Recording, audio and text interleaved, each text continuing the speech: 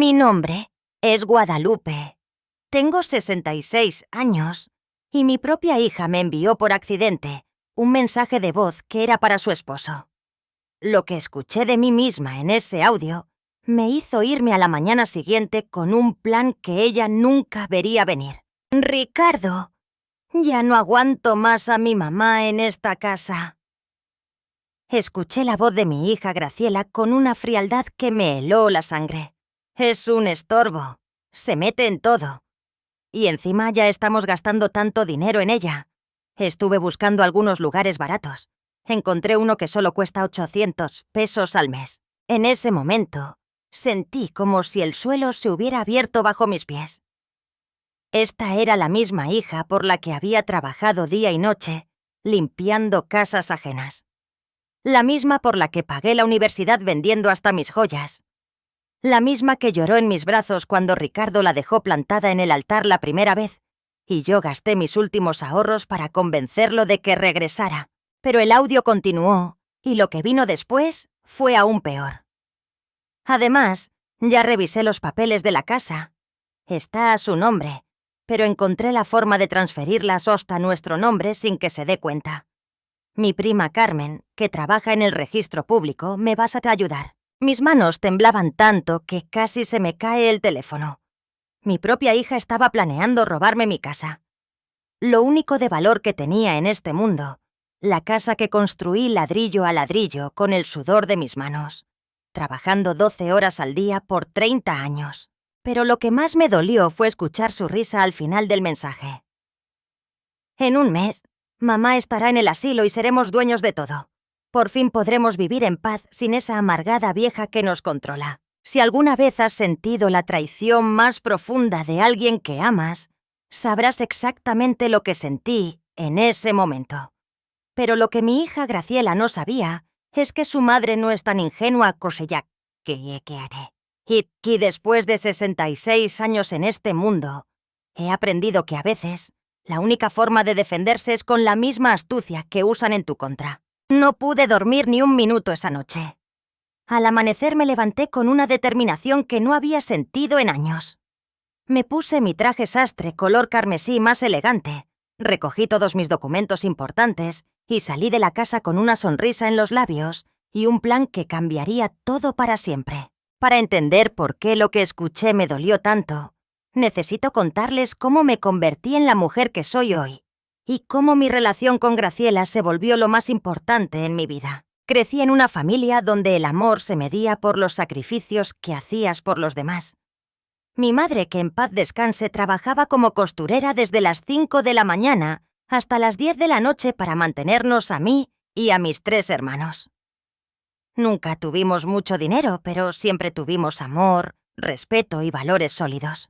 «Guadalupe», me decía mi madre mientras me enseñaba a coser, «en esta vida lo único que importa es la familia, y por la familia lo das todo, hasta la última gota de sangre». Cuando me embaracé de Graciela a los 18, su padre desapareció como por arte de magia.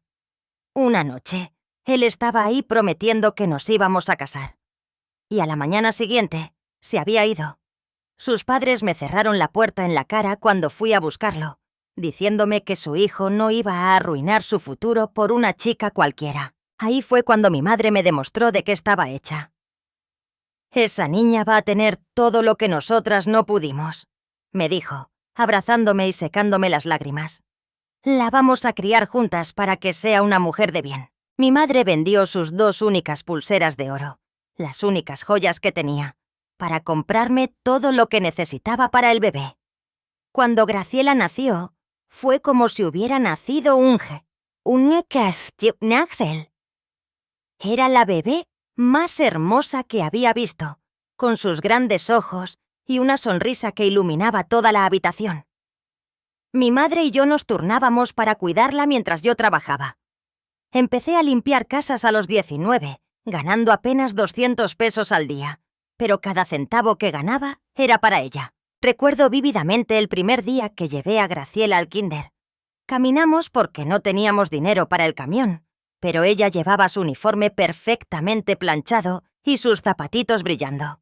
Las otras mamás llegaban en carros elegantes, vestidas con ropa cara, y yo me sentía pequeña con mi vestido remendado y con mis manos callosas.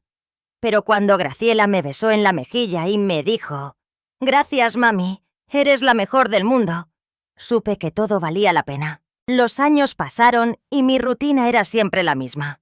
Levantarme a las 4 de la mañana, preparar el desayuno para Graciela, llevarla tota a la escuela, trabajar limpiando 3 casas diferentes hasta las 6 de la tarde, recogerla, ayudarla con la tarea y acostarla con un cuento.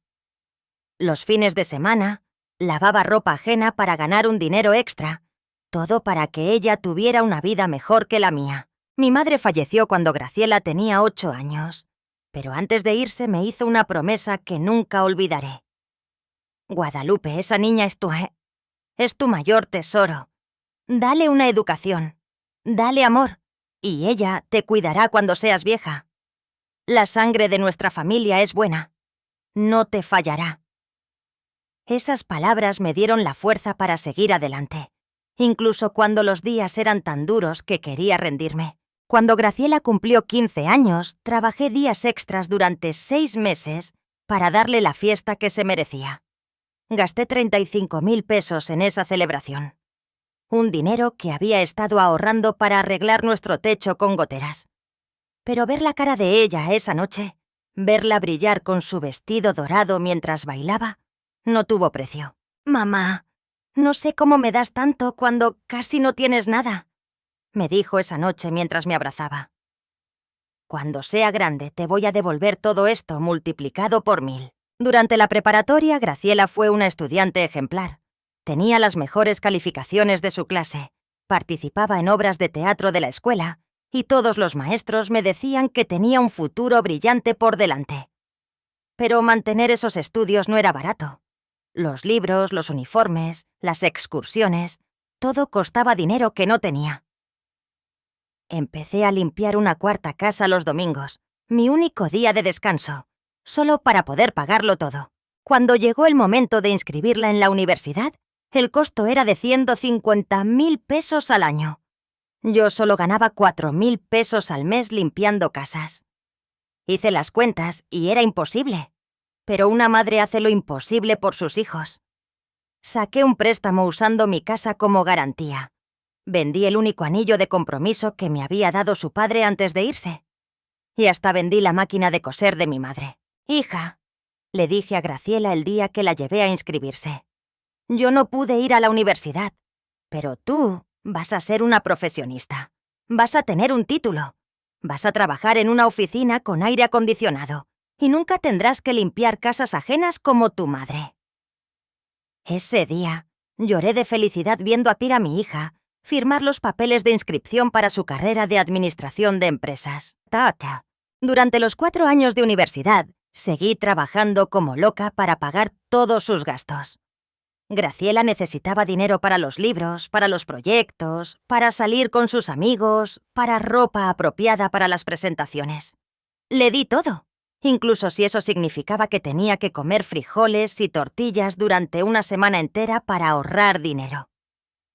Cuando se graduó, fue el día más orgulloso de mi vida. Ver a mi hija caminar al escenario con su toga y birrete, escuchar que decían su nombre, y la ovación de la gente fue como si todos mis sacrificios hubieran valido la pena. Después de la ceremonia, me abrazó llorando y me dijo: «Mamá, esto es tanto tuyo como mío. Nunca lo hubiera logrado sin ti. Te prometo que ahora que soy profesionista nunca más volverás a sufrir». Un año después, Graciela conoció a Ricardo en su trabajo. Al principio me sentí tan feliz porque la veía tan contenta y enamorada. Ricardo parecía un buen muchacho. Tenía un trabajo estable como supervisor en una fábrica y trataba bien a mi hija. Cuando él le pidió oficialmente su mano, lloré de la emoción, pensando que Graciela por fin tendría la familia estable que yo nunca pude darle. Pero organizar la boda fue otro enorme sacrificio económico. Graciela quería una celebración elegante como las de las revistas. Dijo: «El salón costó 80.000 pesos, el vestido 20.000, la música 8.000, las flores 6.000. En total gasté 100.000 pesos en esa boda». dinero que obtuve sacando otro préstamo y vendiendo las últimas joyas que me quedaban. Los primeros años de su matrimonio fueron hermosos. Graciela y Ricardo venían a visitarme todos los domingos. Cenábamos juntos, y ella siempre me ayudaba con los gastos de la casa. «Mamá, ahora que estoy trabajando, quiero cuidarte como tú me cuidaste a mí», me decía mientras me daba dinero para el mandado. Por fin sentía que mis sacrificios habían dado frutos, que tenía una hija agradecida que de verdad me quería. Pero todo cambió hace 3 años cuando Ricardo perdió su trabajo y empezaron a tener problemas económicos. Empezaron a pedirme dinero constantemente, y como siempre, no podía decir que no. Primero, fueron 10.000 pesos para los gastos del mes. Luego 25.000 para el enganche de un carro nuevo. Luego 30.000 para pagar deudas de tarjetas de crédito. Todo empezó a cambiar sutilmente después de que les presté esos 30.000 pesos para sus deudas. Al principio, eran pequeños detalles que yo justificaba en mi mente, pensando que eran producto del estrés por sus problemas económicos. Pero ahora, después de escuchar ese mensaje, entiendo que no era estrés. Era el inicio de un plan calculado para empujarme fuera de sus vidas. La primera señal fue cuando dejaron de venir los domingos. «Mamá, estamos tan ocupados con el nuevo trabajo de Ricardo», me decía Graciela por teléfono. «Ya sabes cómo es. Necesitamos demostrar que somos responsables». Yo lo entendía, o al menos eso creía. Después de todo, era natural que una pareja joven quisiera enfocarse en salir adelante. Pero luego comenzaron las excusas para no contestar mis llamadas. Yo llamaba por las mañanas y Graciela me decía: «Mamá, estoy en una junta importante. Te llamo más tarde». Llamaba por las tardes. «Ay, mamá, estoy en el súper haciendo las compras de la semana». En la noche: «Mamá, ya es muy tarde. Estamos cenando. Hablamos mañana». Ese mañana nunca llegaba. Y cuando por fin hablábamos, la conversación duraba apenas 5 minutos. Luego vinieron los comentarios hirientes disfrazados de preocupación. «Mamá, Ricardo dice que ha notado que has estado muy olvidadiza últimamente», me dijo un día durante una de nuestras raras llamadas. «¿Estás segura de que puedes vivir sola en esa casa tan grande? A tu edad, cualquier cosa podría pasar». Me reí nerviosamente, pensando que exageraban, pero la semilla de la duda ya había sido plantada. Una tarde, decidí visitarlos sin avisar, llevándoles el pastel de piña que tanto le gustaba a Ricardo. Cuando toqué la puerta, escuché risas y voces adentro, pero tardaron casi 5 minutos en abrirme. «Ay, mamá, qué sorpresa», dijo Graciela con una sonrisa forzada que no le llegaba a los ojos. «Estábamos organizando unos papeles del trabajo». Adentro estaba su prima, Carmen, la que trabajaba en el registro público con un montón de documentos desparramados en la mesa de la cocina. Cuando me vieron entrar, Carmen rápidamente recogió todos los papeles y los metió en una carpeta. «Hola, tía Guadalupe», me saludó con esa sonrisa falsa que siempre había tenido. Solo estaba ayudando a Graciela con unos papeles del seguro de gastos médicos de Ricardo, pero alcancé a vislumbrar mi nombre en uno de esos documentos antes de que Carmen lo escondiera. «¿Para qué necesitan papeles con mi nombre?», les pregunté con genuina curiosidad. Graciela y Carmen intercambiaron una mirada que en ese momento no supe interpretar, pero que ahora entiendo a la perfección. «Es solo para actualizar los beneficiarios del seguro, mamá», me dijo Graciela. «Ya sabes, en caso de que nos pase algo, tú eres nuestra única familia». Esa explicación me tranquilizó en el momento, pero después empecé a notar que cada vez que yo mencionaba el tema, Graciela cambiaba rápidamente la conversación. «Mamá, ¿por qué no me cuentas del jardín?», me decía. «Ay, mamá, ¿ya viste el nuevo programa que está en el Canal 5? Y fue entonces cuando empezó los asatarasa. Se la te lo hubiera datoniada, que tieso a ni lo vio deliberado. Me invitaban al a almorzar y eso con las tías que así tías. Y cuando yo llegué a ya tisa chico aquí yo le digo de catalán, oye, tipo tía satya hey que te durata. Tasche gina que sobre sarosti que te saque tababa. Ay, mamá, se nos olvidó decirte que tuvimos que cancelar, me decían después. Ricardo tuvo una emergencia en el trabajo. Esto sucedió 3 veces en 2 meses. La cuarta vez que pasó, me quedé sentada sola en ese restaurante por 1 hora, sintiéndome como una tonta, mientras otras familias a mi alrededor disfrutaban de sus comidas juntos. También empezaron a excluirme de eventos familiares importantes. Me enteré por casualidad hablando con mi vecina, la Serasa Rosa, que habían hecho una carnita asada para celebrar el cumpleaños de Ricardo.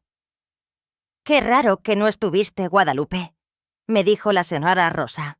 «Los vi comprando carne para como 20 personas en el supermercado». Cuando le pregunté a Graciela por qué no me habían invitado, me dijo: «Ay, mamá, fue una cosa muy informal, no quisimos molestarte». Pero la gota que derramó el vaso fue cuando decidieron mudarse a mi casa temporalmente. «Mamá, van a pintar nuestro departamento y necesitamos quedarnos contigo por alrededor de 1 mes», me dijo Graciela. «Además, así podemos pasar más tiempo juntas. ¿No crees que es perfecto?» Yo me sentí feliz de tenerlos cerca de nuevo. Pensé que por fin recuperaríamos la cercanía que habíamos perdido. Sin embargo, desde el primer día que llegaron, las cosas se volvieron diferentes en mi propia casa. Ricardo empezó a quejarse de todo. Que mi televisión era demasiado vieja, que el internet era muy lento, que la regadera no tenía suficiente presión de agua. «Tía, esta casa necesita muchas reparaciones», me decía. «A tu edad, mantener una propiedad tan grande debe ser muy difícil». Graciela empezó a reorganizar mis cosas sin preguntar. «Mamá, estos platos ya están muy viejos. Los voy a reemplazar por unos nuevos», me decía. «Y esta ropa que tienes en el closet está tan pasada de moda. Mejor la donamos». Poco a poco mi casa dejó de sentirse como mi casa. Era como si yo fuera una invitada en mi propio hogar. Luego empezaron las conversaciones en voz baja, que se detenían cuando yo entraba a la habitación. Los veía hablar en la cocina y cuando yo aparecía, cambiaban inmediatamente de tema a algo trivial como el clima o las noticias. «¿De qué hablaban?», les preguntaba. «De nada importante, mamá», respondía Graciela. «Solo de los gastos de la casa». Una noche escuché a Ricardo hablando por teléfono en el patio. «Sí, ya estamos viviendo aquí». «No, ella no sospecha nada. Carmen dice que puede tener todos los papeles listos en 2 semanas más». Cuando salí a preguntarle con quién hablaba, me dijo que era su jefe sobre un proyecto del trabajo. También empezaron a controlar sutilmente mis finanzas. «Mamá, déjame ayudarte con los recibos de la luz y el agua», me decía Graciela. «Ya estás muy grande para estarte preocupando por estas cosas». Al principio pensé que era un gesto amable, pero luego me di cuenta de que estaba revisando todos mis estados de cuenta del banco. «Mamá, ¿para qué necesitas tanto dinero en efectivo?», me preguntaba cuando veía que había retirado 2.000 pesos para mis gastos personales. Lo más doloroso era ver cómo hablaban de mí cuando creían que yo no estaba escuchando.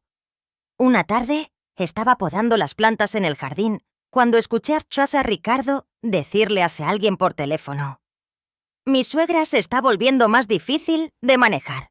Se está poniendo muy terca con la edad». Graciela se rió de fondo y agregó: «Es cierto.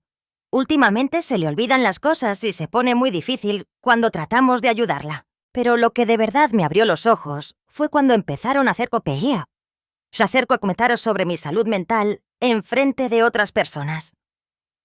Mi amiga de muchos años, la señora Leticia, vino a visitarme y Graciela le dijo: «Ay, Leticia, mi mamá ha estado tan confundida últimamente. Ayer quiso salir a caminar a las 10 de la noche porque creía que era de mañana». Eso era una completa mentira. Yo nunca había hecho tal cosa. Pero vi cómo Leticia me miró con lástima y preocupación. «Ay, Guadalupe, qué bueno que tienes a Graciela para que te cuide», me dijo. En ese momento sentí una profunda rabia, pero también una inmensa tristeza, al darme cuenta de que mi propia hija estaba creando una narrativa falsa sobre mi estado mental. Empezaron a llegar extraños visitantes a mi casa. Médicos que supuestamente venían a revisarme la presión, trabajadores sociales que querían evaluar mis condiciones de vida, y hasta un señor que se presentó como especialista en cuidado geriátrico. Todos venían cuando Graciela los programaba, pero nunca me preguntaban a mí si quería esas visitas. Durante una de esas evaluaciones, escuché al médico hablando con Graciela en la sala. «Señora, su mamá parece estar físicamente bien, pero voy a anotar en el reporte que muestra signos de confusión leve relacionada con la edad». Yo estaba escuchando desde la cocina, completamente lúcida y consciente, mientras este hombre escribía mentiras sobre mi estado mental. La tensión en la casa se volvió insoportable. Cada día sentía más presión, más control sobre mi vida, más comentarios hirientes disfrazados de cuidado. «Mamá, ya no deberías manejar», me dijo Ricardo un día. «A tu edad es demasiado peligroso». «Mamá, es mejor que ya no vayas sola a hacer el mandado», agregó Graciela. «Nosotras podemos hacerlo por ti». Poco a poco, me estaban quitando mi independencia, mi autonomía, mi dignidad.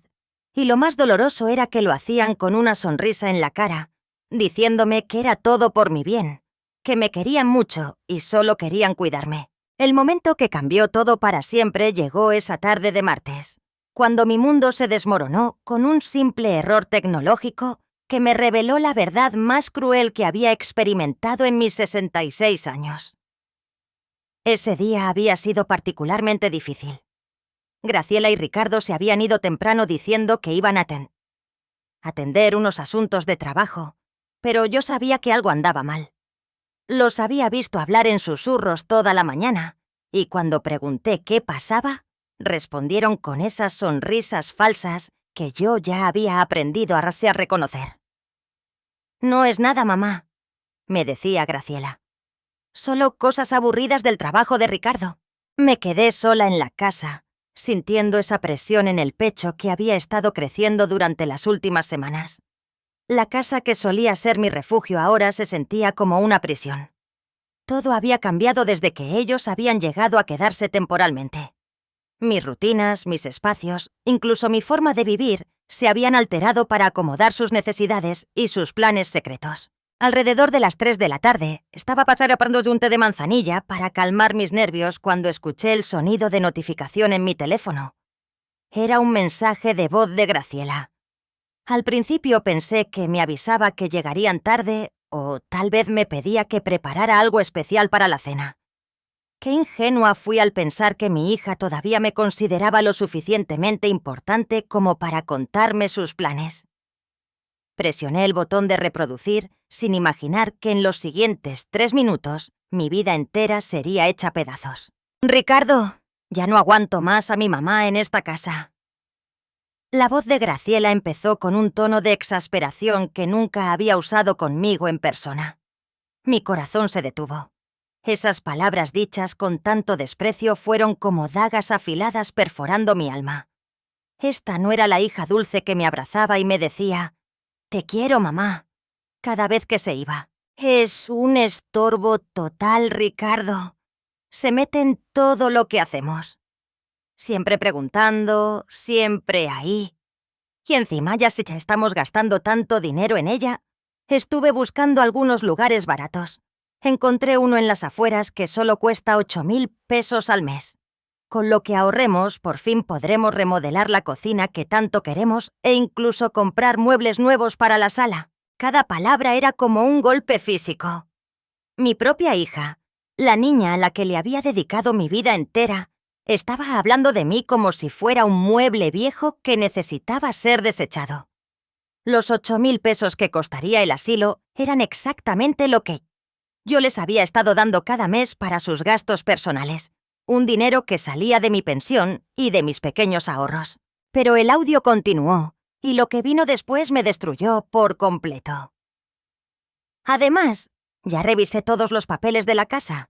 Está a su nombre, pero Carmen ya me explicó cómo podemos transferirla a nuestro nombre sin que se dé cuenta.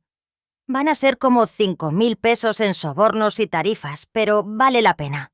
Mi prima ya tiene experiencia con este tipo de arreglos. En ese momento, lo entendí todo. Las visitas casuales de Carmen con sus carpetas llenas de documentos, las conversaciones que se detenían cuando yo aparecía, los especialistas que habían venido a evaluar mi casa y mi estado mental. Todo había sido parte de un plan meticulosamente orquestado para que me declararan incompetente y robar mi propiedad. Mi casa, la casa que había construido ladrillo a ladrillo, trabajando 12 horas al día por 30 años, la casa donde había criado a Graciela, donde habíamos celebrado sus cumpleaños, donde había llorado cuando se graduó de la universidad, donde había soñado que algún día jugarían mis nietos. Esa casa que valía aproximadamente 4.000 o 850.000 pesos y representaba todos mis bienes, todo mi futuro, toda mi seguridad. Ya hablé con el director del asilo San Francisco. La voz de Graciela continuó con una frialdad que me heló los huesos. Le expliqué la situación. Le dije que mi mamá tiene demencia senil en etapa temprana y que es peligroso que viva sola. Él fue muy comprensivo. Dice que ven casos como este todo el tiempo. Ya firmé todos los papeles preliminares de admisión. Mis piernas temblaron tanto que tuve que sentarme en el piso de la cocina. Mi propia hija le había mentido a un extraño sobre mi estado mental. Había firmado papeles para que me internaran sin mi consentimiento, y lo estaba haciendo con la misma facilidad con la que se planea una vacación. El plan es perfecto, mi amor, continuó, hablándole a Ricardo. El próximo martes le vamos a decir que tiene una cita médica de rutina. La llevaremos al asilo, la registraremos, y para cuando se dé cuenta de lo que pasó, ya estará adentro, y nosotros tendremos la tutela legal. Carmen dice que con los reportes médicos que conseguimos, que dicen que tiene confusión mental, será muy fácil demostrar que no puede tomar decisiones por sí misma. Esos reportes médicos falsos que habían fabricado con la ayuda de médicos corruptos, esas evaluaciones que yo había permitido, pensando que eran para mi salud. Todo había sido una farsa para construir un expediente que justificara quitarme mi libertad y mis derechos. Se escuchaba a Ricardo de fondo riéndose y agregando comentarios que no alcancé a entender claramente, pero su tono de aprobación era evidente.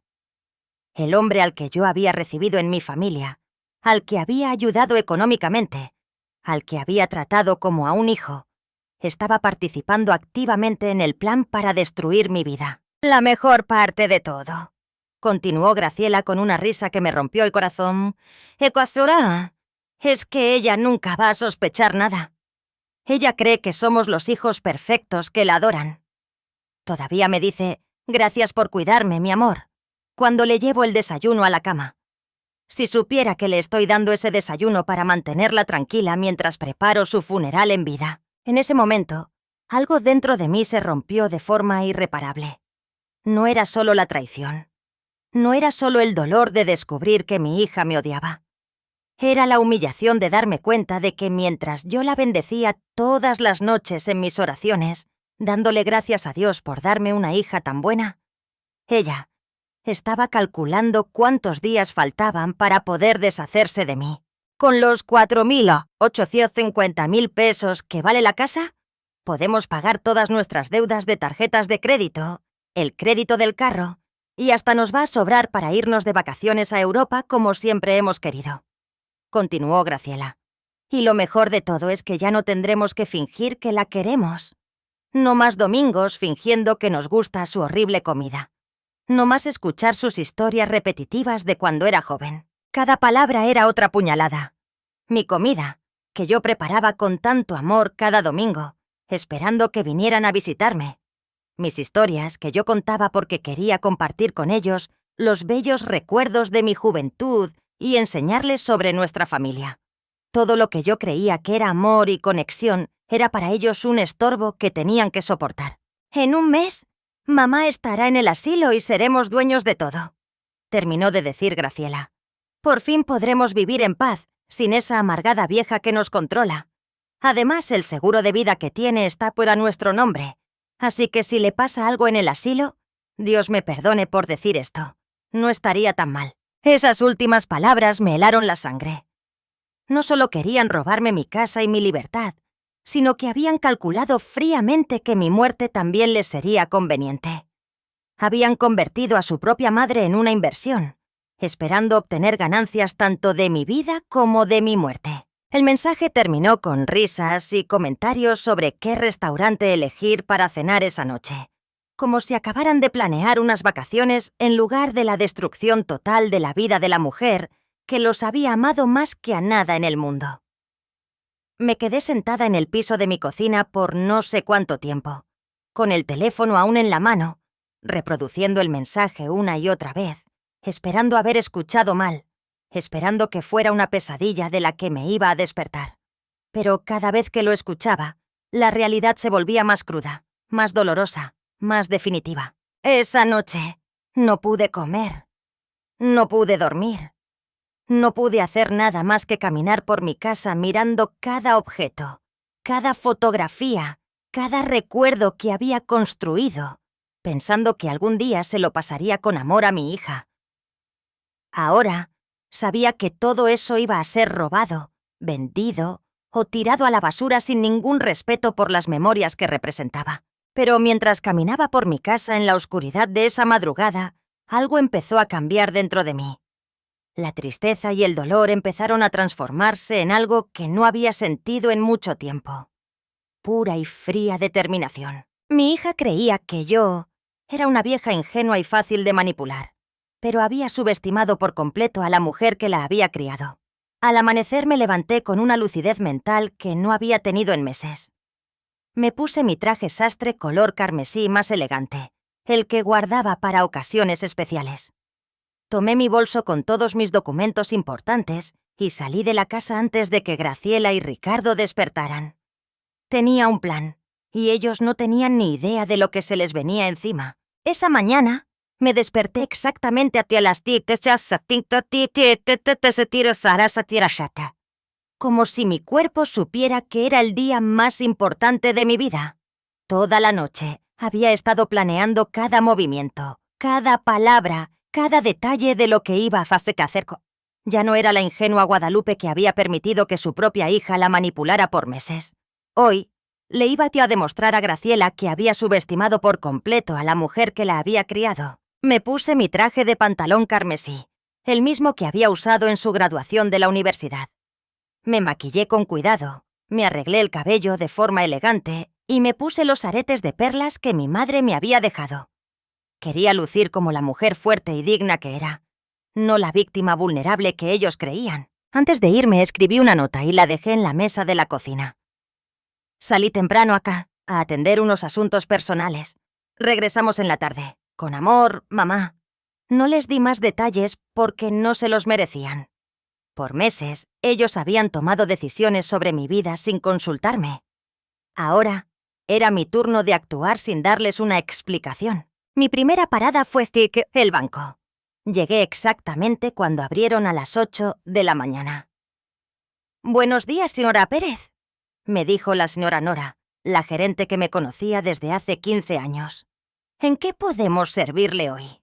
«Nora, necesito revisar todas las transacciones de mi cuenta de los últimos 6 meses. Y quiero cambiar a todos mis beneficiarios», le dije con una firmeza que la sorprendió.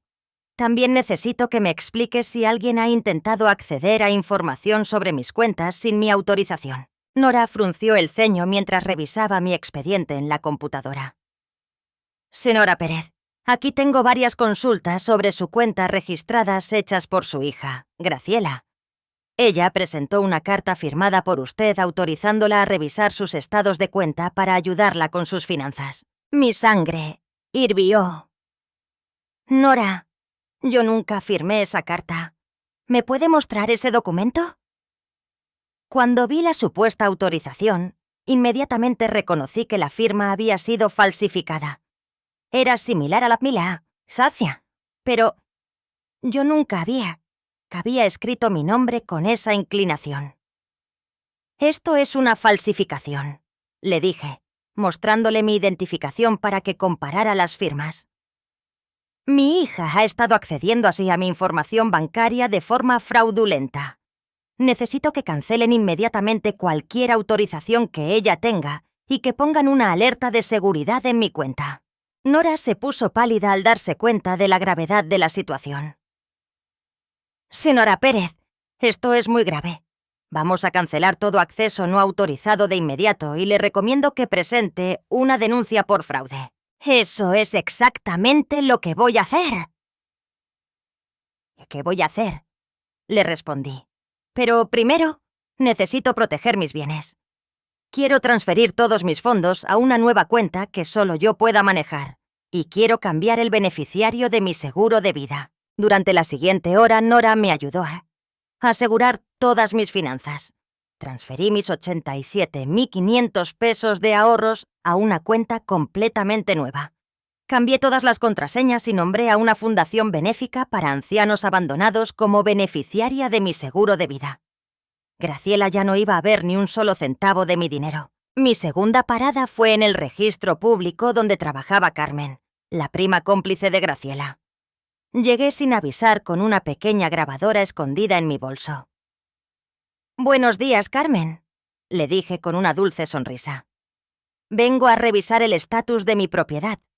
Mi hija me dijo que habías estado ayudándola con unos trámites». Carmen inmediatamente se puso nerviosa. «Ay, tía Guadalupe, ¿qué hace aquí?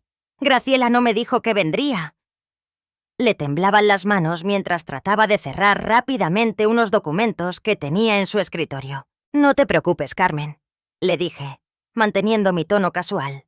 «Solo quiero entender mejor este papeleo del seguro que está haciendo mi hija». «Mi hija, ¿me podrías explicar exactamente qué documentos necesitas con mi nombre?» Carmen empezó a sudar. «Bueno, tía, son solo actualizaciones de rutina para el registro». Su voz se quebró cuando se dio cuenta de que yo sabía más de lo que dejaba ver. «Carmen», le dije, inclinándome hacia adelante, «sé exactamente lo que tú y mi hija han estado planeando. Sé de los documentos falsos. Sé del plan para quitarme mi casa y sé que has estado ayudándola a falsificar papeles usando tu puesto aquí». Le mostré mi teléfono con el audio que había grabado el día anterior.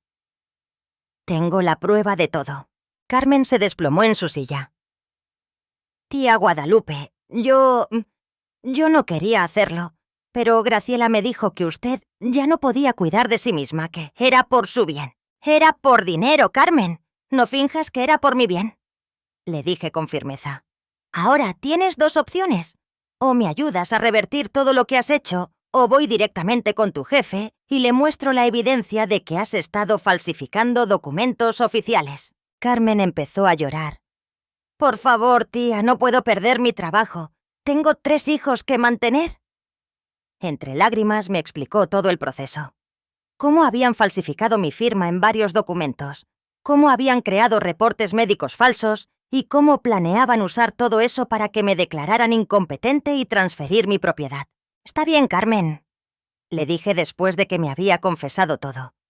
«Me vas a ayudar a arreglar esto y luego vas a buscar otro trabajo. Pero si me ayudas ahora, no presentaré cargos criminales en tu contra». Durante las siguientes 2 horas, Carmen me ayudó a invalidar todos los documentos fraudulentos que habían creado. También me dio copias de todo como evidencia, incluyendo los reportes médicos falsos y los documentos de transferencia de propiedad que habían preparado. Mi tercera parada fue con el abogado Héctor Ortiz, el abogado más respetado de la ciudad. «Licenciado Ortiz», le dije, mostrándole toda la evidencia que había recolectado. «Necesito su ayuda para detener un fraude y proteger mis derechos». El licenciado Ortiz revisó todos los documentos con atención profesional. «Señora Pérez, este es un caso muy grave de fraude familiar. Tenemos evidencia más que suficiente para presentar cargos criminales. Pero dígame, ¿qué es exactamente lo que quiere lograr?» «Quiero justicia, licenciado», le respondí. «Pero más que nada, quiero que mi hija aprenda que las acciones tienen consecuencias. Durante 66 años he sido demasiado buena, demasiado generosa, demasiado comprensiva. Es hora de que alguien me defienda, incluso si tengo que hacerlo yo misma. El abogado sonrió con admiración. Señora Pérez, vamos a preparar una estrategia legal que proteja todos sus derechos y que envíe un mensaje muy claro sobre las consecuencias de intentar defraudar a una persona mayor. Durante las siguientes horas, preparamos una demanda civil por fraude, falsificación de documentos y intento de apropiación ilegal. También preparamos una denuncia penal en contra de Graciela, Ricardo y Carmen. El abogado me explicó que tenía un caso sólido y que era muy probable que recuperara todos los daños causados. Para el final de la tarde, regresé a casa sintiéndome completamente diferente. Ya no era la víctima vulnerable que se había ido esa mañana. Era una mujer que había tomado el control total de su vida y estaba lista para enfrentar las consecuencias de años de permitir que otros abusaran de su amabilidad. Cuando llegué, Graciela y Ricardo estaban en la sala viendo la televisión, actuando como si nada hubiera pasado. «Hola, mamá», me dijo Graciela con esa sonrisa falsa que yo ya había aprendido a reconocer. «¿Qué tal te fue en tus mandados?» «Muy bien, mi amor», le respondí con calma. Me encargué exactamente de lo que necesitaba. Me senté en mi sillón favorito y los miré fijamente. «Por cierto, mañana vienen a visitarnos unas personas. Espero que estén aquí para recibirlos». «¿Qué personas, mamá?», preguntó Ricardo con curiosidad. «Ay, ya verán», les dije con una sonrisa misteriosa. «Son personas que nos van a ayudar a pasar a aclarar algunas cosas importantes sobre el futuro de nuestra familia. Por de...» Esa noche cenamos en silencio. Yo sabía exactamente lo que iba a pasar al día siguiente, pero ellos no tenían ni idea de la tormenta que se les venía encima. Por primera vez en meses, dormí profundamente con la tranquilidad de que la justicia estaba en camino. Al día siguiente, a las 10 de la mañana en punto, el timbre sonó. «Yo abro», dije, levantándome rápidamente antes de que Graciela o Ricardo pudieran moverse. En la puerta estaban el licenciado Héctor Ortiz, 2 policías y un notario público. «Buenos días, señora Pérez», me dijo el abogado. «Hemos venido a ejecutar las órdenes que discutimos ayer». Graciela y Ricardo se levantaron del sofá con miradas de completa confusión. «Mamá, ¿qué está pasando?», preguntó Graciela. «¿Quiénes son estas personas?» «Siéntense», les dije con una autoridad que nunca habían escuchado en mi voz. «Es hora de que conozcan la verdad». El licenciado Ortiz se aclaró la garganta y empezó a hablar. «Serrita, Graciela y señor Ricardo, estoy aquí en nombre de la Seronuara Guadalupe para informarles que hemos descubierto evidencia irrefutable de fraude, falsificación de documentos y conspiración para cometer apropiación ilegal en su contra». Las caras de Graciela y Ricardo se pusieron completamente blancas. «¿De qué estás hablando?», tartamudeó Graciela. «Nosotros nunca haríamos algo así». «Graciela», le dije, sacando mi teléfono, ¿quieres que ponga para todos el mensaje de voz que me enviaste por accidente ayer? En ese momento, vi cómo toda la sangre se le escurrió del rostro a mi hija. Sus ojos se llenaron de pánico puro al darse cuenta de que su plan perfecto había sido descubierto por su propia negligencia. El momento de la verdad había llegado, y no había vuelta atrás. El silencio en mi sala era ensordecedor. Graciela y Ricardo estaban petrificados, mirándome como si hubieran visto a un fantasma. Durante todos estos meses, ellos habían creído que tenían el control total de la situación, que yo era una anciana indefensa a la que podían manipular a su antojo. Ahora se daban cuenta de que habían subestimado por completo a la mujer que los había criado. «Licenciado Ortiz», dije, manteniendo mi voz firme y serena, «por favor, proceda con la presentación de la evidencia». El abogado abrió su maletín y sacó una carpeta gruesa llena de documentos. «Rita, Graciela y señor Ricardo, tenemos en nuestro poder evidencia irrefutable de los crímenes que han cometido en contra de la Seronuara Guadalupe». Colocó los primeros documentos sobre la mesa de centro. «Vamos a empezar con las falsificaciones». Le mostró a Graciela el documento que había firmado en el banco, autorizándose a sí misma a acceder a mis cuentas. «Esta es su firma auténtica», dijo, señalando mi identificación. «Y esta es la firma falsificada que usted presentó en el banco». Las diferencias eran obvias al verlas una al lado de la otra. Yo no sé de qué está hablando», tartamudeó Graciela, pero su voz temblaba tanto que era claro que estaba mintiendo. «Mamá me pidió que la ayudara con sus cuentas porque se le estaban olvidando pagar los recibos». «Graciela», le dije con una calma que hasta a mí me sorprendió. «Deja de mentir. Ya no hay escapatoria». Saqué mi teléfono y presioné el botón de reproducir. La voz de mi propia hija llenó la habitación. «Ricardo, ya no aguanto más a mi mamá en esta casa. Es un estorbo total.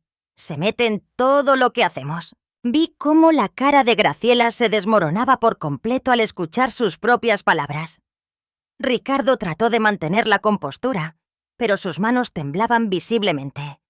Ninguno de los dos se había dado cuenta de que el mensaje se había enviado a mi teléfono por error.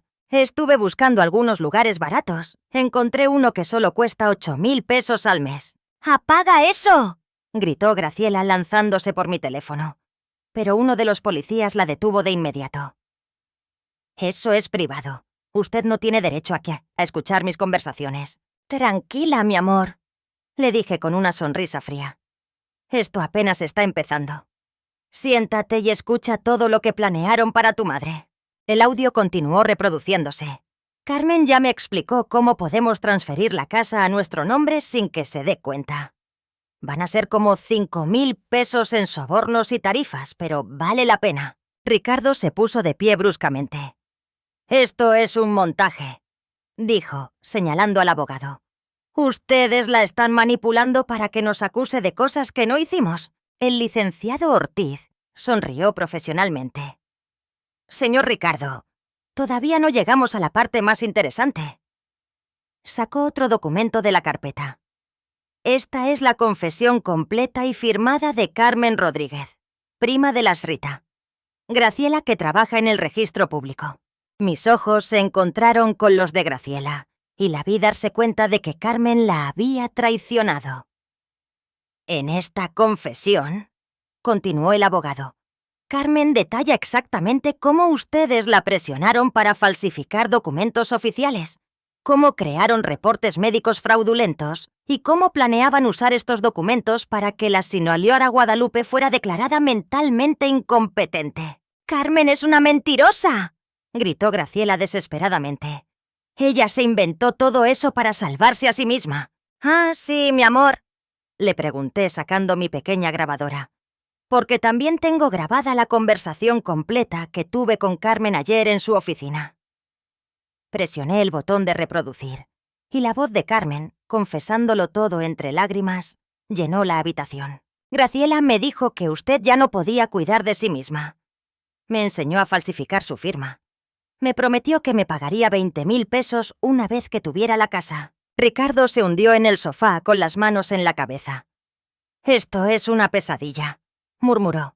«Todo se salió de control». «No, Ricardo», le dije con firmeza. «Esto es la justicia. Lo que era una pesadilla era vivir en mi propia casa, sintiéndome como una prisionera, escuchándolos hablar de mí como si fuera un estorbo, viéndolos planear robar todo lo que he trabajado en mi vida». El licenciado Ortiz continuó con la presentación de la evidencia. «También tenemos los reportes médicos fraudulentos que ustedes comisionaron». Mostró los documentos donde médicos corruptos habían escrito que yo tenía demencia senil y era incapaz de tomar decisiones por mí misma. La señora Guadalupe se sometió voluntariamente a una evaluación psicológica completa ayer mismo, realizada por el doctor Ramón Morales, especialista en geriatría del Hospital General. Él sacó el reporte oficial.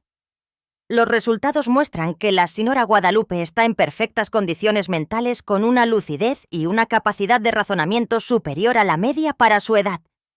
Esto demuestra que todos los reportes anteriores fueron fabricados. Graciela empezó a llorar, pero no eran lágrimas de arrepentimiento, sino de desesperación al ver su plan completamente desmoronarse. «Mamá, por favor», me suplicó. Solo queríamos cuidarte. Creíamos que sería mejor para ti estar en un lugar donde te atendieran profesionalmente. ¿Cuidarme?, le pregunté con una risa amarga. ¿Robándome mi casa? ¿Mintiendo sobre mi salud mental? ¿Planeando internarme en contra de mi voluntad? Me puse de pie y caminé hacia ella. Mi amor, en ese mensaje, también dijiste que esperabas que me muriera pronto para poder cobrar mi seguro de vida. «¡Yo nunca dije eso!», gritó Graciela. Volví a poner esa parte específica del audio. Además, el seguro de vida que tiene está a nuestro nombre. Así que si le pasa algo en el asilo, Dios me perdone por decir esto, no estaría tan mal. El silencio que siguió fue devastador. Incluso los policías intercambiaron miradas de asco al escuchar a una hija hablar de la muerte de su madre como una oportunidad financiera. «Pero hay más», dijo el abogado sacando otra carpeta. «También descubrimos que durante los últimos 6 meses, las Rita, Graciela ha estado retirando dinero de las cuentas de su madre sin autorización usando información obtenida de forma fraudulenta. Mostró los estados de cuenta bancarios donde se veían retiros que iban desde 5.000 hasta 15.000 pesos, todos hechos por Graciela. En total, han robado 87.500 euros de las cuentas de la señora Guadalupe. «Ese dinero era para gastos de la casa», protestó Ricardo. «Estábamos pagando la comida y los servicios». «Eso es una mentira», le respondí. «Yo seguía pagando todos los recibos de mi casa con mi pensión. Ese dinero que robaron era para sus caprichos personales. Los vi comprando ropa cara, yendo a restaurantes elegantes, mientras a mí me decían que teníamos que ahorrar porque los tiempos estaban difíciles». El abogado continuó exponiendo cada detalle de su plan criminal. «También tenemos la evidencia de que ustedes contactaron al director del asilo San Francisco y pagaron una cuota de registro de 12.000 pesos para asegurar un lugar para la señora Guadalupe, todo sin su conocimiento o consentimiento». Mostró el recibo de pago y los documentos de admisión que habían firmado a mis espaldas. Planeaban llevársela este martes próximo, diciéndole que era una cita médica de rutina. «Era por tu bien, mamá», insistió Graciela desesperadamente. «Te estabas poniendo tan olvidadiza. A veces te confundías. ¡Ya basta de mentiras!», exploté por fin, perdiendo la compostura que había mantenido durante toda la confrontación. «Yo nunca he estado confundida. Ustedes se inventaron esas historias para justificar su plan. Todavía manejo mis propias finanzas, cocino mi propia comida, cuido mi propia casa y hasta los ayudo económicamente cuando me lo piden». Me dirigí a Graciela directamente, mirándola aquí a los ojos. «¿Sabes qué es lo que más duele, mi amor? No es que quisieras robarme mi casa. No es que planearas internarme en contra de mi voluntad. Lo que más duele es que durante todos estos meses, mientras yo te abrazaba y te decía lo mucho que te amaba, tú estabas calculando cuánto dinero ibas a ganar con mi muerte». Graciela se desmoronó por completo y empezó a llorar histéricamente. «Lo siento, mamá. Lo siento tanto. Estábamos desesperados por dinero. Teníamos tantas deudas. No sabíamos qué hacer. La desesperación no justifica la traición», le dije con firmeza. «Si necesitaban dinero, me lo pudieron haber pedido con honestidad. Toda mi vida te he dado todo lo que tengo. Pero en lugar de confiar en mi amor, decidieron robarme y destruirme». El policía se acercó con unas esposas en la mano. «Señora Pérez, ¿desea proceder con los arrestos?». Miré a mi hija que lloraba desconsoladamente y por un momento sentí una punzada de dolor maternal. Pero luego recordé sus palabras en el audio, su frialdad al planear mi destrucción, sus risas al hablar de mi muerte. «Sí, oficial», respondí con voz firme. «Proceda con los arrestos». Ver a mi propia hija siendo esposada en mi sala fue una de las imágenes más dolorosas que había experimentado en mis 66 años de vida. Pero también fue feo el momento en que me di cuenta de que había recuperado mi dignidad y mi poder personal después de meses de sentirme como una víctima indefensa. «Mamá, por favor», me gritó Graciela mientras el oficial la llevaba hacia la puerta. «No puedes hacerme esto. Soy tu hija. Soy lo único que tienes en este mundo». Sus palabras resonaron en mi mente con una ironía amarga. Ella había sido la que decidió que yo no tenía lugar en su mundo. Ricardo, por su parte, me miró con un odio puro que me heló la sangre.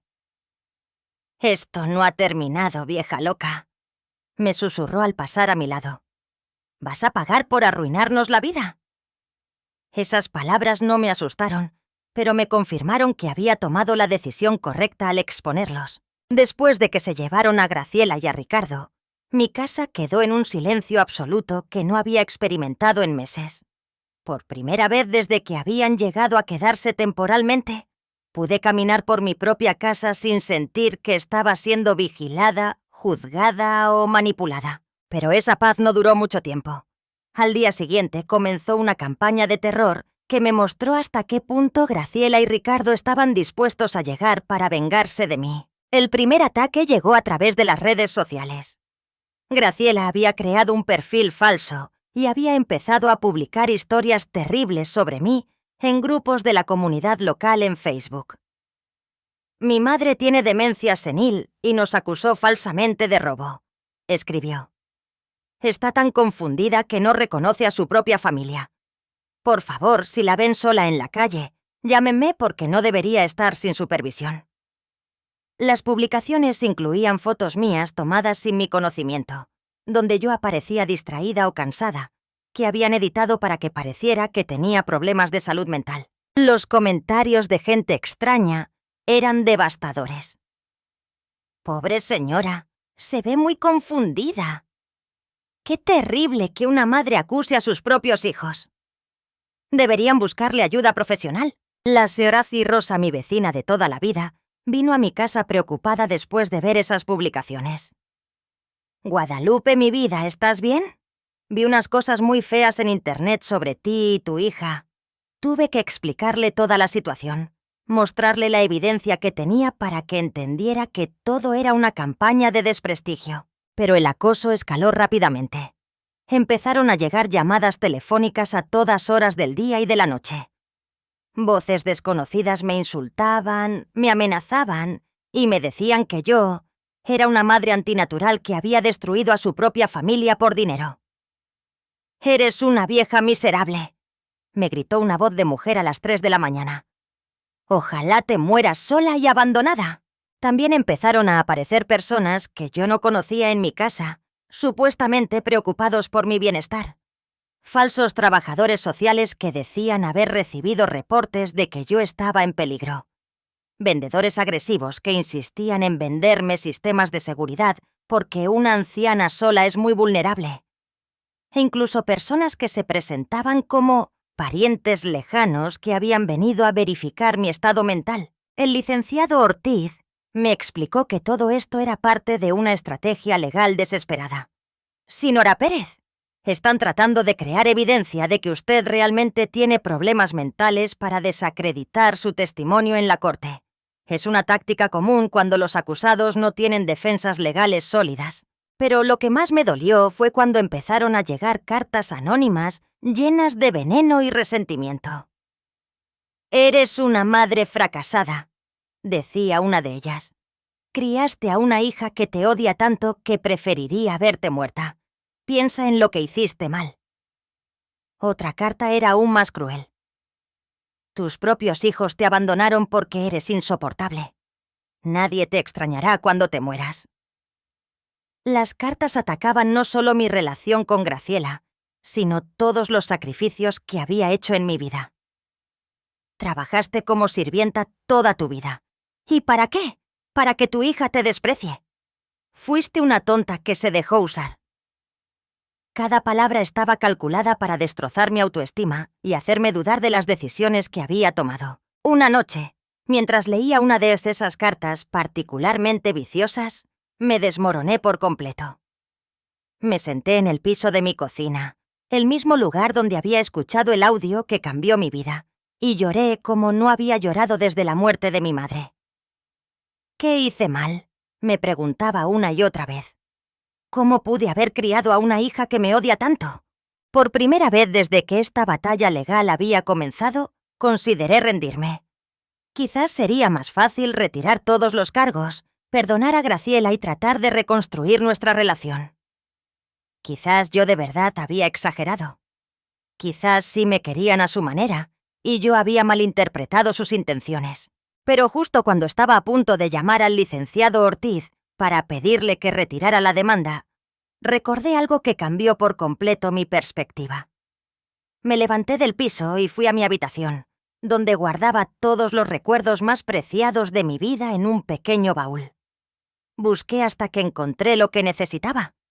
Una carta que mi madre me había escrito poco antes de morir cuando Graciela tenía 8 años. Mi queridísima Guadalupe, decía la carta con la letra temblorosa de mi madre enferma.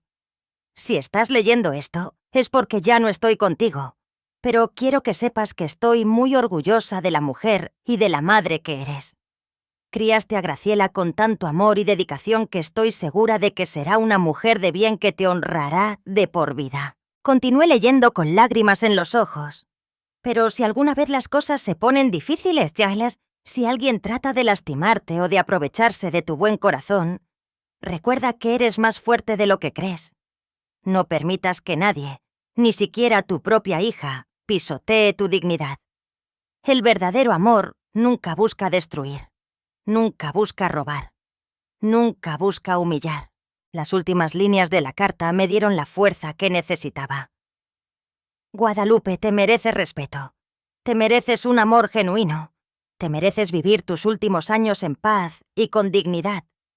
Si alguien no puede darte eso, entonces no merecen tenerte en su vida, sin importar cuánta sangre compartan contigo. Esa noche, por primera vez en esta semana, dormí profundamente. Mi madre tenía razón. El amor verdadero no roba. No planea la muerte de un ser querido como una oportunidad financiera. Lo que Graciela sentía por mí no era amor. Era conveniencia económica. Con casas disfrazadas de afecto filial. Al día siguiente me desperté con una determinación renovada. Llamé al licenciado Ortiz y le dije: «Licenciado, quiero que proceda con todos los cargos. No voy a retirar nada. Quiero que este caso llegue hasta el final». «Me da gusto escuchar eso, señora Pérez», me respondió, «porque tengo una noticia importante. Graciela y Ricardo están tratando de llegar a un acuerdo extrajudicial. Quieren evitar a toda costa un juicio público». «¿Qué tipo de acuerdo?», pregunté. «¿Están dispuestos a devolverle todo el dinero que le robaron, a pagar por los daños y a comprometerse a no volver a contactarla nunca más si usted retira los cargos criminales?» Pensé en esa propuesta con cuidado. Por un lado, recuperaría mi dinero y me libraría de sus manipulaciones para siempre. Por otro lado, no enfrentarían las consecuencias legales completas de sus acciones. «Licenciado», le dije por fin. «Acepto el acuerdo, pero con una condición adicional. Quiero que firmen una confesión completa de todo lo que hicieron, admitiendo públicamente que soy mentalmente competente y que todas sus acusaciones sobre mi salud mental fueron falsas. Y quiero que esa confesión sea publicada en los mismos lugares donde me difamaron». «Eso es muy inteligente, señora Pérez», me dijo el abogado. «Eso limpiará por completo su reputación y evitará que sigan con la campaña de desprestigio». Una semana después, Graciela y Ricardo firmaron el acuerdo. Recuperé mis 87.500 pesos, más 150.000 pesos más por daños. Pero más importante que el dinero, recuperé mi tranquilidad y mi dignidad. La confesión pública fue devastadora para ellos, pero liberadora para mí. Nosotros, Graciela Pérez y Ricardo Williams, admitimos que acusamos falsamente a la señora Guadalupe de tener problemas mentales. Admitimos que planeamos robarle su propiedad y que creamos documentos fraudulentos para declararla incompetente. La señora Guadalupe está en perfectas condiciones mentales y nosotros inventamos esas historias para justificar nuestras acciones criminales. Ese día, exactamente un mes después de haber escuchado el audio que cambió mi vida, me di cuenta de que había logrado algo que parecía imposible.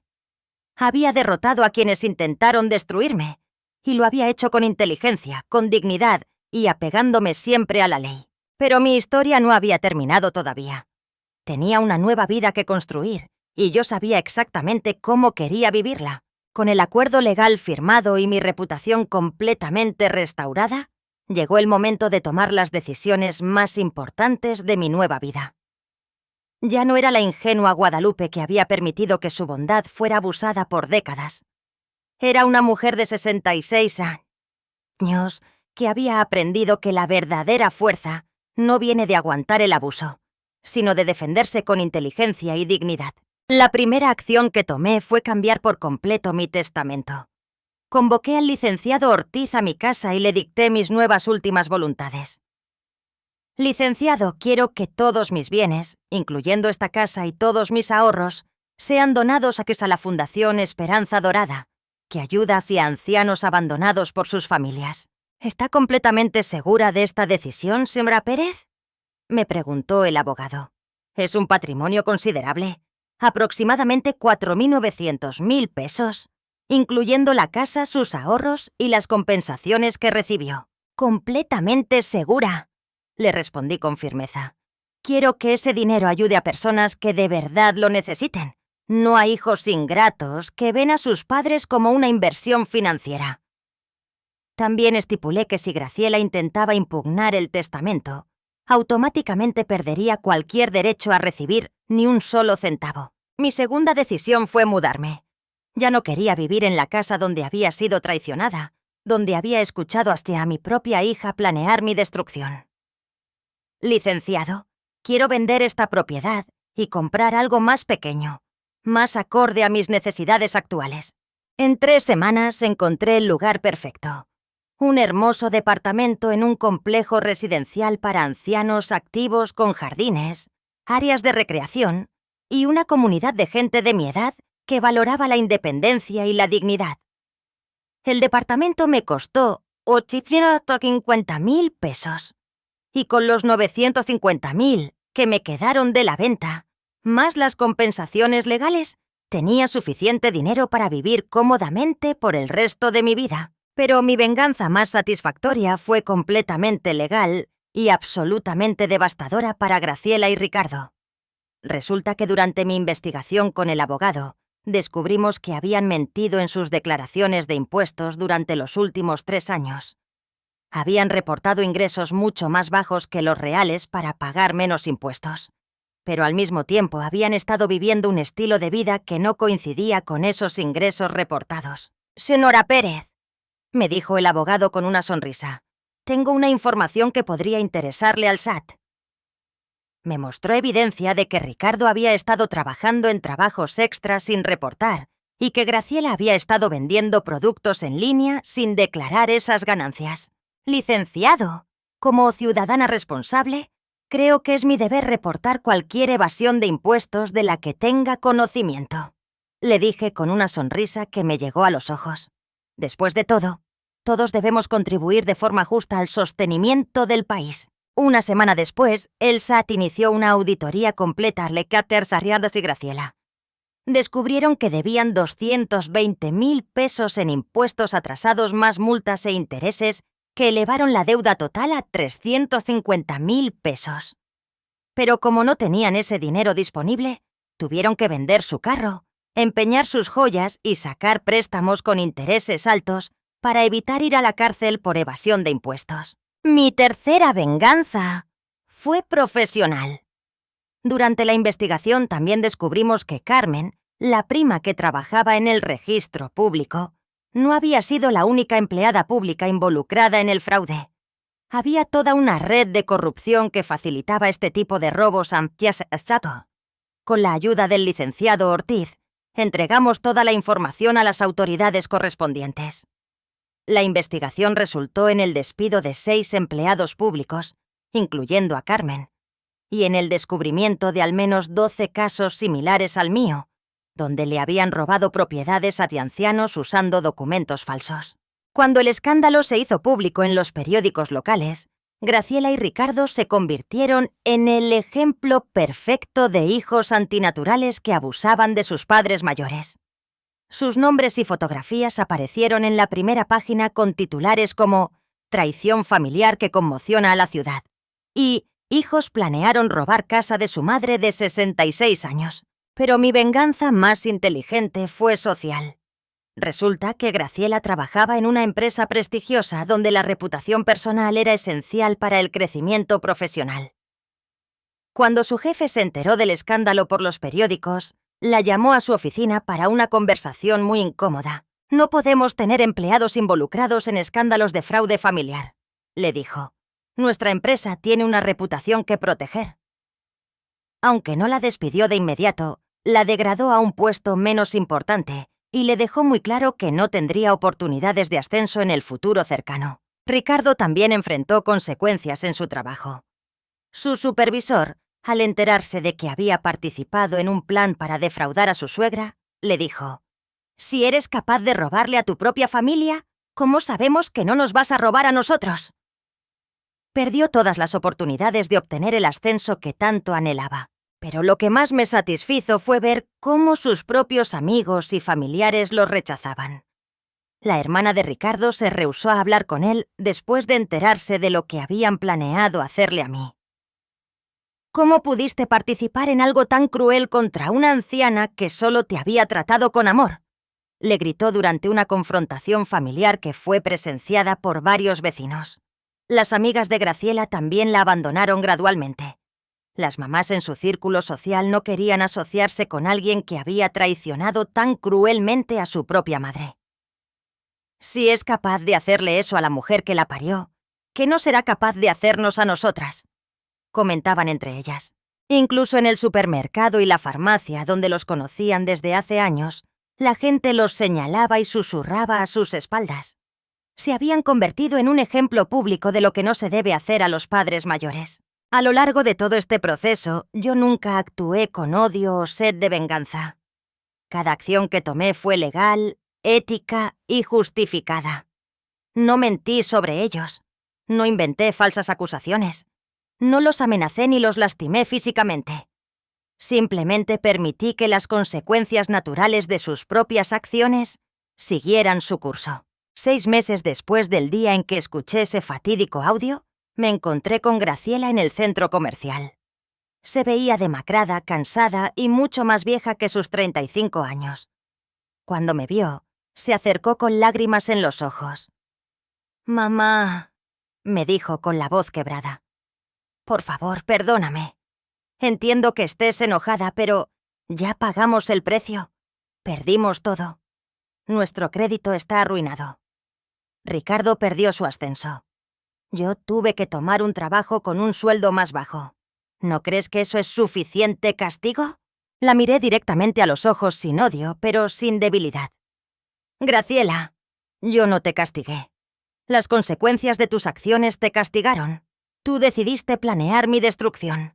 Yo solo decidí defenderme. Pero somos familia», me suplicó. «La sangre es la sangre, mamá. No puedes abandonar a tu única hija. La sangre no te da derecho a maltratar, a robar o a planear la muerte de alguien», le respondí con calma. «Durante 35 años, yo fui tu madre incondicional. Durante 3 meses tú fuiste mi verdugo calculador. No puedes pedirme que olvide eso solo porque ahora estás enfrentando las consecuencias. ¿Entonces no me vas a perdonar?», me preguntó llorando. «Ya te perdoné, Graciela», le dije con honestidad. Perdonarte fue necesario para mi propia paz mental. Pero perdonar no significa olvidar o permitir que me vuelvas a lastimar. Perdonar no significa fingir que nada pasó. Perdonar no significa darte otra oportunidad para que destruyas mi vida. La dejé llorando en ese centro comercial y me alejé caminando hacia mi nuevo departamento, donde mi nueva vida me esperaba. Una vida donde yo ya no era la víctima de nadie. Donde ya no tenía que fingir que el abuso era amor. Donde ya no tenía que sacrificar mi dignidad para mantener relaciones tóxicas. Por primera vez en Senotskadatas. Un año después de ese encuentro en el centro comercial, mi vida había tomado un camino que nunca imaginé posible.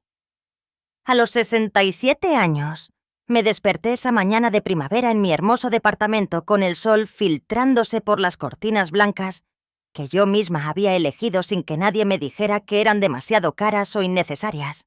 Preparé mi café en la cocina pequeña pero perfecta para mis necesidades. y me senté en mi balcón a contemplar los jardines del complejo residencial. A lo lejos, podía ver a otros residentes haciendo sus ejercicios matutinos, cuidando las plantas o simplemente disfrutando de la tranquilidad. Todos éramos personas mayores que habíamos decidido vivir nuestros últimos años con dignidad e independencia. «Buenos días, Guadalupe», me saludó mi vecina, la señora Nora, una mujer de 72 años que se había convertido en mi mejor amiga. «¿Lista para nuestra clase de baile de hoy?» Sonreí, recordando cómo había empezado a tomar clases de baile a los 67, algo que nunca pensé que haría. «Más que lista, Nora. A estos viejos huesos todavía les queda mucho que dar. Durante este año había descubierto una versión de mí misma que había estado dormida por décadas. Sin la presión constante de complacer a Graciela, sin el estrés de caminar sobre cáscaras de huevo en mi propia casa, había florecido como una flor que por fin recibía la luz del sol. Me había inscrito en clases de pintura y descubrí que tenía un talento natural para los paisajes. Mis cuadros ahora decoraban las paredes de mi departamento y había vendido algunos en la feria de arte local. «Sionora Pérez», me había dicho el organizador de la feria. «Sus cuadros transmiten una paz y una sabiduría que conmueve el corazón de la gente». También me había unido al grupo de voluntarios en la fundación la misma organización que sería la beneficiaria de mi herencia. Trabajaba 3 días a la semana ayudando a otros ancianos que habían sido abandonados o maltratados por sus familias. «Guadalupe», me dijo la señora Carmen, una mujer de 81 años que había llegado a la fundación después de que sus hijos la hubieran desalojado de su casa. «Usted entiende nuestro dolor porque lo vivió en carne propia. En la fundación me había convertido en una especie de consejera no oficial. Las personas que llegaban rotas y sin esperanza encontraban en mi historia un ejemplo de que era posible recuperarse, que era posible reconstruir una vida digna después de la traición familiar más profunda. «Señora Guadalupe», me dijo el señor Roberto, un hombre de 75 años a quien sus hijos le habían vaciado las cuentas bancarias. ¿Cómo le hizo para perdonar y seguir adelante? Yo le había respondido: «Señor Roberto, perdonar no significa olvidar o permitir que nos vuelvan a lastimar. Perdonar significa liberar nuestro corazón del veneno del resentimiento para poder vivir en paz. Pero vivir en paz también significa alejarnos de quienes nos lastimaron, incluso si comparten nuestra sangre». Mi trabajo en la fundación me había dado un propósito que nunca creí que tendría a esta edad. Habíamos logrado ayudar a 47 ancianos a recuperar dinero robado por sus familias. 23 habían logrado revertir documentos fraudulentos que los declaraban incompetentes, y 15 habían encontrado nuevos hogares seguros después de ser desalojados por sus propios hijos. Pero lo más importante que había descubierto era mi propia valía. Durante 66 años había medido mi valor por lo mucho que podía dar a los demás, lo mucho que podía sacrificar, lo mucho que podía aguantar en silencio el dolor. Ahora entendía que mi valor como persona no dependía de ser útil para los demás, sino de ser fiel a mí misma y de respetar mis propios límites. En cuanto a Graciela y Ricardo, de vez en cuando recibía noticias de ellos a través de conocidos en común. Habían tenido que mudarse a un departamento más pequeño y económico. Ricardo había perdido definitivamente sus oportunidades de ascenso y ahora trabajaba en un puesto con un sueldo más bajo. Graciela tuvo que aceptar un trabajo de medio tiempo adicional para poder pagar todas sus deudas. Pero lo que más me contaban era que su matrimonio estaba en crisis. Al ya no tener la casa de la suegra como un plan de respaldo, empezaron a culparse mutuamente por el fracaso de su plan. La señora Rosa, mi vieja vecina, me dijo que se la pasan peleando por quién tuvo la culpa de que todo se descubriera. Curiosamente, esto no me dio una satisfacción vengativa, sino una profunda tristeza por las decisiones que habían tomado. Habían destruido no solo su relación conmigo, sino también su propia relación entre ellos. La avaricia había sido un veneno que había contaminado todo lo que tocaba. Hace 6 meses había recibido una carta de Graciela. No la había sabido abierto todo. Sabía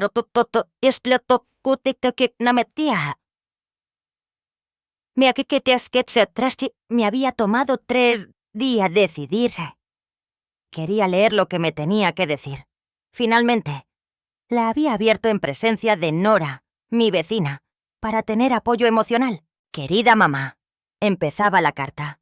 Sé que no tengo derecho a pedirte nada, pero necesito que sepas que no hay un solo día en el que no me arrepienta de lo que te hice.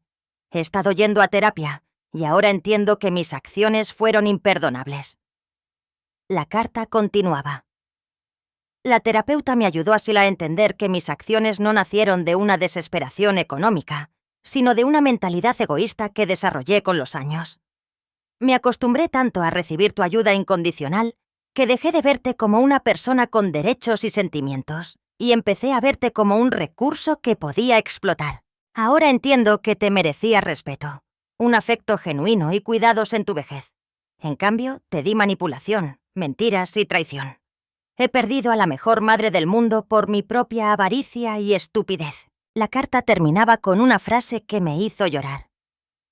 No espero tu perdón, mamá, porque sé que no lo merezco. Solo espero que seas feliz y que encuentres la paz que siempre te mereciste, con amor y eterno arrepentimiento. Graciela. Esa carta me había tomado semanas procesarla emocionalmente. Por un lado, me alegraba saber que Graciela por fin entendía la magnitud de lo que había hecho. Por otro lado, ya era demasiado tarde para reconstruir nuestra relación. Algunas heridas, aunque puedan sanar, dejan cicatrices que son demasiado profundas para permitir que las cosas vuelvan a ser como eran antes. Le había respondido con una carta breve pero honesta. Graciela, acepto tus disculpas y me da gusto saber que estás buscando ayuda profesional. Te perdono porque guardar rencor me haría daño a mí, pero perdonar no significa olvidar. Y no significa que pueda volver a confiar en ti. Te deseo lo mejor en tu vida, pero mi vida ahora está en paz sin ti. Con afecto pero sin vuelta atrás, tu madre. En las noches tranquilas de mi nuevo hogar, a menudo reflexionaba sobre las lecciones que esta experiencia me había enseñado. La más importante era que el amor verdadero nunca busca destruir o apropiarse del ser amado. El amor verdadero respeta, protege y busca el bienestar del otro sin esperar nada a cambio. También había aprendido que poner límites no es crueldad, sino supervivencia emocional. Durante décadas, había confundido el sacrificio extremo con el amor maternal, cuando en realidad había estado enseñándole a Graciela que podía maltratarme sin consecuencias. A veces, les había dicho a las mujeres del grupo de apoyo de la fundación, la mayor herencia que podemos dejarle a nuestros hijos no es dinero o propiedades, sino el ejemplo de que todas las personas, incluyendo sus madres, merecen respeto y dignidad. Esa mañana de primavera, mientras terminaba mi café en el balcón, recibí una llamada del licenciado Ortiz. Señora Pérez, tengo una noticia que podría interesarle. Acabo de ser contactado porque han salido a la luz otros 3 casos similares al suyo. Las familias afectadas quieren que comparta su experiencia sobre cómo lidiar con este tipo de situaciones. Claro que sí, licenciado. Le respondí sin dudar. Si mi historia puede ayudar a otras personas a defenderse, estoy completamente dispuesta a compartirla. Esa tarde, mientras pintaba un paisaje de montañas en mi caballete, reflexioné sobre el increíble viaje que había recorrido en los últimos 18 meses. Había empezado como una víctima silenciosa y me había convertido en una sobreviviente empoderada que ahora ayudaba a otros a encontrar su propia fuerza. Mi teléfono sonó, interrumpiendo mis pensamientos. Era Nora invitándome a cenar al nuevo restaurante del centro. «Guadalupe, vamos a celebrar la vida», me dijo con su entusiasmo contagioso. Mientras me alistaba para salir, me miré en el espejo y vi a una mujer completamente diferente a la que había sido hace 1 año y medio. Mis ojos brillaban con una confianza que nunca antes había tenido. Mi postura era erguida y orgullosa, y mi sonrisa era genuina y libre de cargas emocionales. «Guadalupe», me dije a mí misma en el espejo, a los 67 años, por fin aprendiste que tu vida te pertenece solo a ti y que te mereces vivirla con dignidad, con alegría y con paz. Esa noche, cenando con mi nueva familia elegida en lugar de mi familia biológica tóxica, brindamos por los nuevos comienzos, por la sabiduría que viene con la edad y por el coraje de defender lo que es correcto sin importar las consecuencias. Y mientras levantaba mi copa de vino, pensé en todas las mujeres que en ese momento estaban sufriendo el maltrato de sus propias familias, creyendo que no tenían opciones, que tenían que aguantar el abuso por el bien del amor familiar. Si mi historia pudiera llegar a tan solo una de esas mujeres y darle el valor para defenderse, entonces todo lo que había pasado habría valido la pena. Porque a veces, la mayor herencia que podemos recibir no es dinero o propiedades, sino el coraje de ser fieles a nosotras mismas y el conocimiento de que nunca es demasiado tarde para escribir un nuevo capítulo en nuestra vida. Nunca es demasiado tarde para elegir la dignidad sobre la conveniencia, la verdad sobre la falsa paz y el amor propio sobre el sacrificio destructivo. Y nunca, jamás, es demasiado tarde para ser libre.